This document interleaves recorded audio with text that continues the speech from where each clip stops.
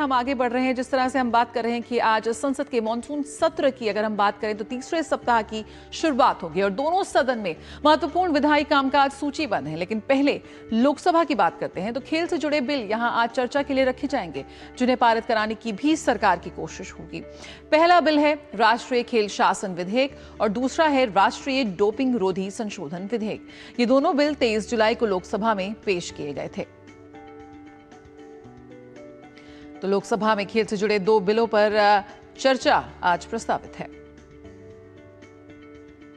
तो मॉनसून सत्र का तीसरा सप्ताह और अगर बात करें राष्ट्रीय खेल शासन बिल की, तो इसका मकसद राष्ट्रीय खेल निकायों को मान्यता देना और उनके कामकाज को रेगुलेट करना है। इस बिल में राष्ट्रीय ओलंपिक समिति, राष्ट्रीय पैरालंपिक समिति और विधेयक में दिए गए प्रत्येक खेल के लिए राष्ट्रीय और क्षेत्रीय खेल महासंघ की स्थापना किए जाने का प्रावधान है।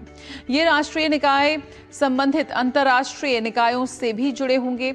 इन निकायों की राज्य और जिला स्तर पर भी इकाइयां होंगी। वहीं राष्ट्रीय एंटी डोपिंग संशोधन विधेयक 2022 में बनाए गए कानून में संशोधन की कोशिश है। यह एक्ट खेलों में डोपिंग के विरुद्ध यूनेस्को कन्वेंशन को प्रभावी बनाता है और खेलों में डोपिंग को प्रतिबंधित करता है।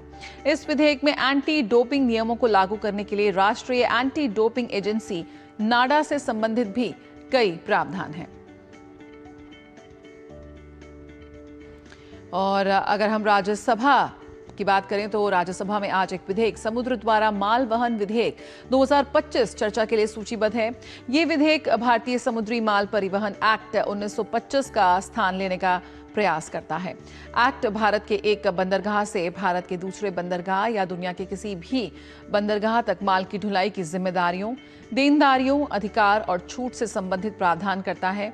इसके साथ ही उच्च सदन में गृह मंत्रालय की ओर से मणिपुर में राष्ट्रपति शासन को 6 महीने के लिए बढ़ाने के लिए एक वैधानिक प्रस्ताव पारित किए जाने के लिए पेश किया जाएगा।